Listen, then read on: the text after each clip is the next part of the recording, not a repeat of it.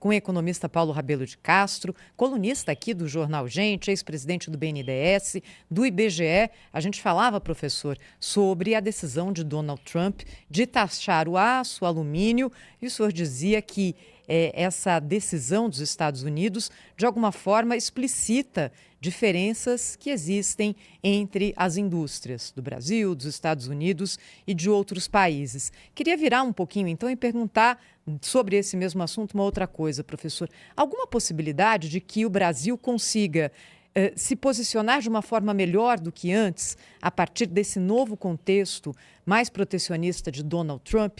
Dá para a gente ganhar alguma coisa com isso no comércio internacional, na opinião do senhor? Olha, ali no livro do Alice, no País das Maravilhas, tem um episódio interessante em que Alice fica diante de uma encruzilhada e aí eu acho que foi o coelho, se não me engano, que diz para ela que o caminho tanto faz. Se você não sabe qual é o caminho, qualquer caminho serve. O Brasil está exatamente nessa situação, Thaís. A gente não estabeleceu para nós mesmos o que nós desejamos que o Brasil venha a ser nos próximos 5, 10, e se a gente tivesse uma visão muito mais à frente, 20, 50 anos.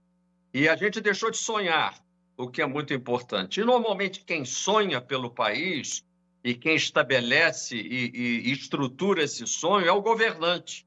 O que nos dá uma pista de que há muito tempo nós não somos de fato governados. Nós somos, no máximo, administrados ou, eventualmente, somos sugados, somos explorados, pagamos tributos para que uma malta se sirva e vivencie o ato de governar, mas não somos, de fato, liderados.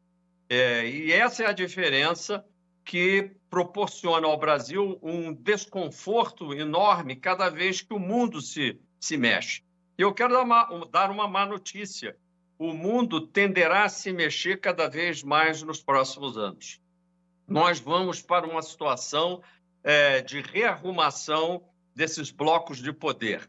Quando o Trump diz que ele quer fazer a América great again, grandiosa de novo, ele está admitindo, primeiro, que a América perdeu a sua grandeza anterior, o que é verdadeiro. Ele só não diz isso. Mas quando ele diz que quer recuperar alguma coisa, você só tenta recuperar alguma coisa que não está na sua posse.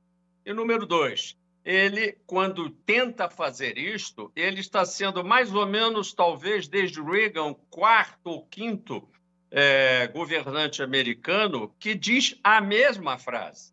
Portanto, a perda da hegemonia americana já ocorre há pelo menos 4 décadas, e vem desde a Guerra do Vietnã, desde da emergência de uma nova China, e isso vai fazer com que não haja só um manda-chuva mundial, mas haja blocos, como, por exemplo, o bloco chinês de um lado, o bloco de influência americana de outro, o bloco europeu. E o Brasil, o que é?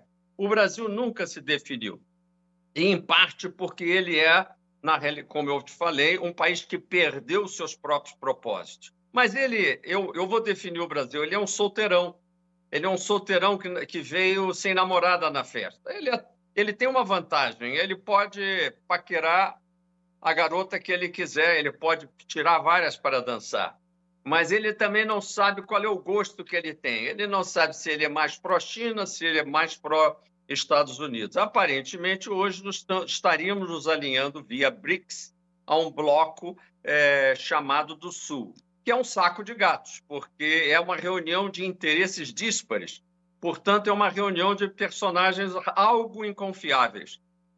E como um país ocidental, nós ficamos um pouco ali mal parados nessa solteirice, Thaís. Portanto, nós sofremos de solteirice. Nós estamos sozinhos no baile e não sabemos com quem dançar.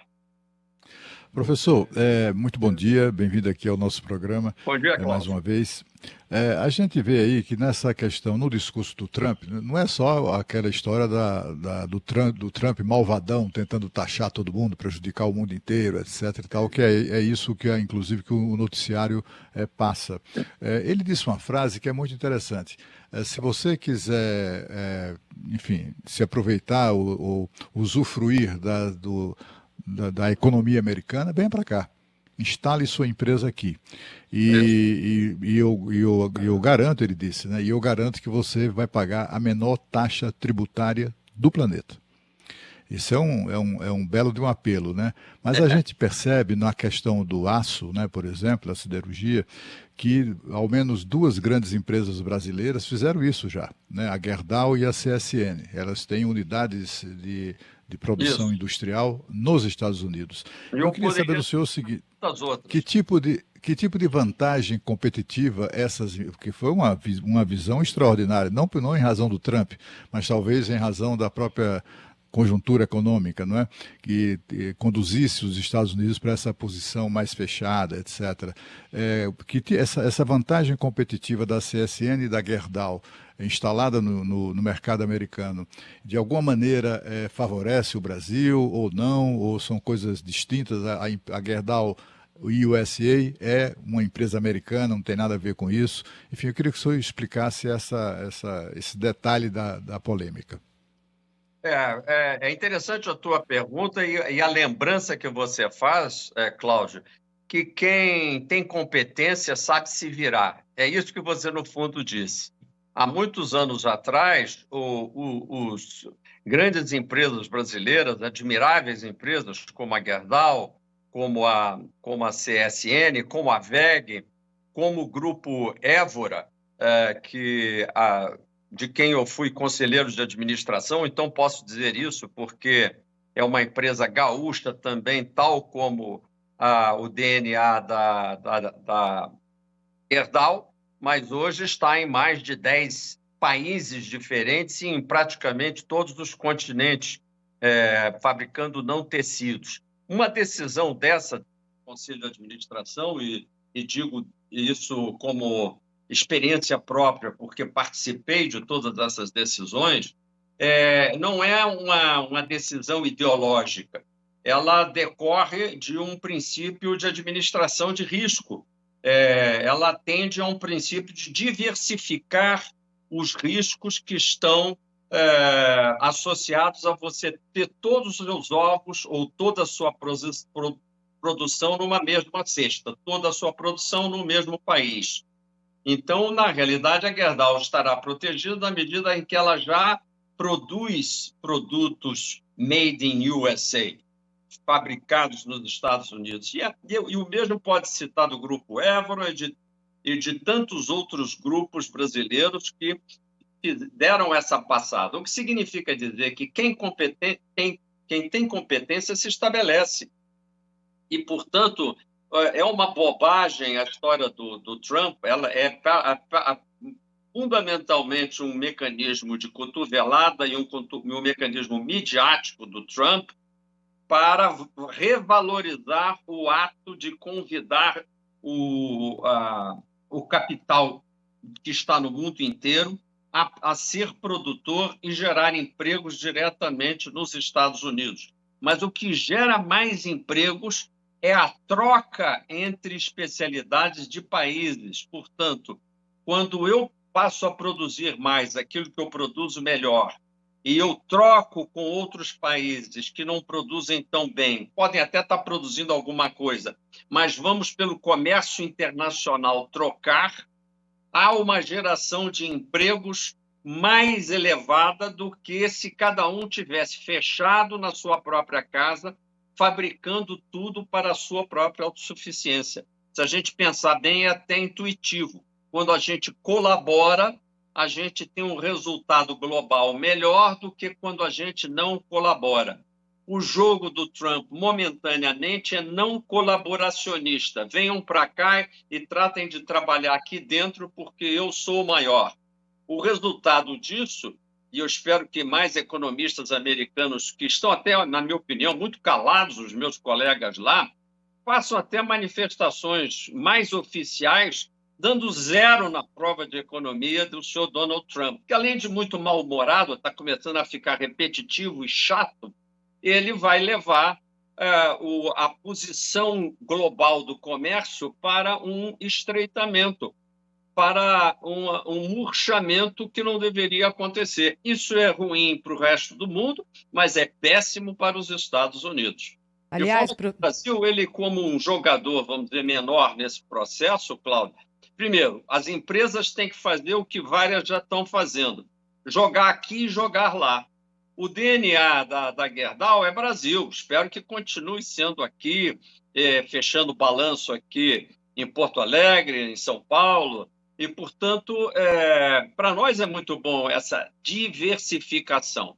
Nem sempre, quando uma empresa vai trabalhar e produzir no exterior, ela deixa de gerar empregos aqui, porque ela, pela produção lá, está puxando produtos ou insumos que ela manda daqui. Portanto, essa conta não fecha só pela ideia de que eu tenho que fazer tudo no Brasil, entendeu? Professor Paulo Rabelo de Castro, o senhor disse que os economistas americanos estão quietos, né, falando pouco, mas tem gente falando por lá. Por exemplo, o CEO da Ford, Jim Farley.